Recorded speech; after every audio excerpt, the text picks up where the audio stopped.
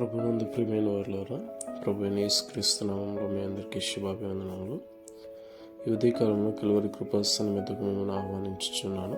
సంఖ్యాకాండము 30వ అధ్యాయము 7వ వచనంలో, ఆమెకు వివాహమైన తరువాత ఆమె మృక్కుబళ్ళైనను నిరాలోచనగా ఆమె తన మీద పెట్టుకుని ఒట్టులైనను ఆమె మీద నుండుట ఆమె భర్త విని దాని గూర్చి వినిన దినమున అతడు ఊరకుండుట తటస్థించిన ఎడల ఆమె మృక్కుబడులను ఆమె తన మీద పెట్టుకునిన ఒట్టును నిలిచును. 8వ వచనంలో, ఆమె భర్త వినిన దినమందే ఆక్షేపణ చేసిన ఎడల అతడు ఆమె మృక్కుబడిని ఆమె నిరాలోచనగా తన మీద పెట్టుకున్న ఒట్టులను రద్దు చేసిన వాడగును.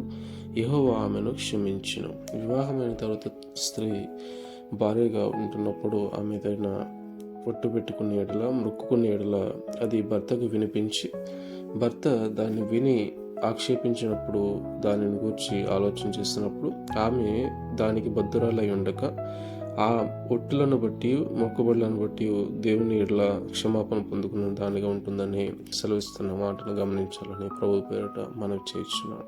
ఆమేన్.